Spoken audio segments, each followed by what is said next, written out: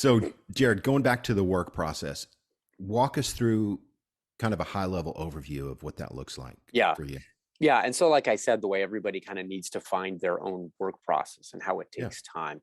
I have a couple of mentors that I've had for many years, composers, arrangers, orchestrators. And one of them's here in town. His name is Carl Marsh, and he's arranged everything. I mean, my goodness, his credentials are amazing, but he's mentored me for 25 years.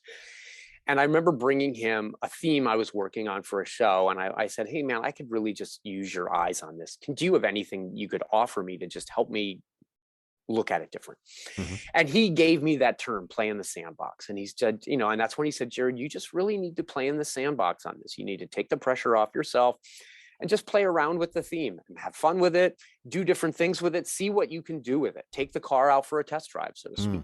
But under sort of without the burden of attaching it to a scene. Right. Just let's just write some music with this. Play. You know what I mean? Play around. And that meeting I had with him really changed everything for me and how I work. And now I sort of build in this play in the sandbox time for me in the score. And that's kind of become part of when you work with me, you understand I've got some sandbox time, And so now rather than just writing a scene and sending it off to the director and then writing the next scene, sending it off for approval, right? That's the way I used to do, is like boom, boom, You boom, start. boom. You're starting the project. Starting. Right. Now what I do is I kind of take the first act as a whole and I'll write this. And then I'll go write this. And I'm not showing anybody. Yeah. And I'm writing this. And then I'll listen to it all down and I'll see, well, how does this flow? How is this revealing the story? And I'll change this and I'll change that. You know what I mean? And then I'll go, okay, I have a really good first act. Yeah. I'm going to show the director the first act. And then it just feels like you can watch 15 to 20 minutes or listen to it and you go, this makes sense. Because I had time to play in the sandbox. Yeah. That's brilliant. So that play time, the sandbox time, that kind of takes the pressure off. You're not really working. You're just kind of putzing around, trying things, experimenting, seeing where the surprises are. Right. All of that. Indulging yourself, trying some things, throwing stuff against the wall. Right. And really being okay. Because like yesterday, very little music was written yesterday. But I played around for 8 hours. You know what I mean? Right. And my wife she's so good. My wife always talks me off the ledge. She's like, Jared, this is sandbox time. You're okay. This is what you do, but it's so important because you might find, and you always do find, you find the little thing that goes, aha, that's it. And I think that's what, unfortunately, I think that is getting lost. When we talk about things that are getting lost, the apprenticeships, the scratch and claw, we're learning about, I think what we're forgetting is it takes time to find something of value. Right. Whether that's making a record and finding the right drum part or the guitar part or getting the right vocal take, sometimes things take hours to find. And I can always hear when someone, I'm like, well, that seems like the first thing you thought of, and you didn't have the time, you didn't spend the time to iterate it, to make it better. Yeah. You didn't use it to build off of, well, what's the next best thing I can do? I mean, I always used to have this thing in the studio as a guitar player where I would be like, okay, that was a good take. I'm going to try to beat it. I always try to beat the take. And once I couldn't beat the take, then that's the take. You know what I mean? Right. And that's sort of me with writing, of like, okay, that's cool. Can I beat it?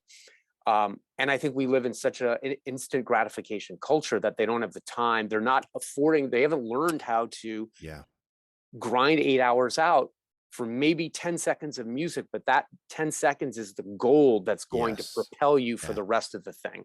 Yeah, 100%. It's more like transactional rather than transformational. Yeah. It's not just about doing the job. It's about creating the thing that makes people feel like they're flying, lifts them off the ground and kind of like connects to that thing in humans that makes people care. Yeah.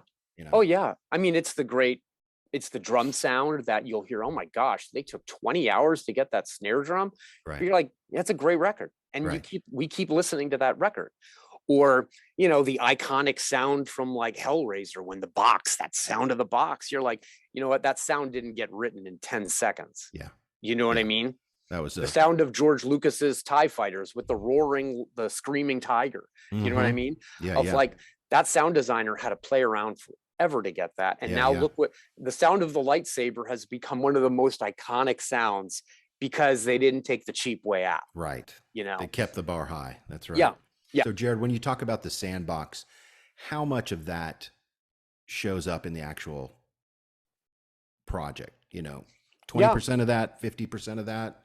Yeah. For me, maybe 50% of it does, Okay. maybe half of it. Sometimes I have Yeah. like, sometimes I get these amazing surprises where I'll write something, 10, 15 bars, 20 bars, and I'll go, you know what? I'm just going to throw this over the scene. I'm just going to, let's just, let's just see. And you're like, wow, I cannot believe that works. Mm, Those are the most, and maybe you're like, well, I got to add a bar, I got to add a beat to hit a time, but sure. you're like, I can't believe this works. This is so good, Mm, and those are those happy moments of your life where it's just everything is just like, oh, this is so worth it. I love this job. You know mm. what I mean? Interesting. So yeah, I'd say half of it, Yeah.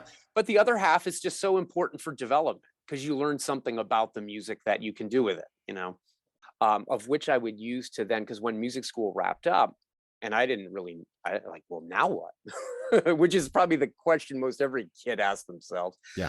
Well, I decided to apply to USC out in LA, and I used that reel, and I got in. I mean, I was amazed. I couldn't believe I Mm, got into USC, and that reel was, a huge reason why.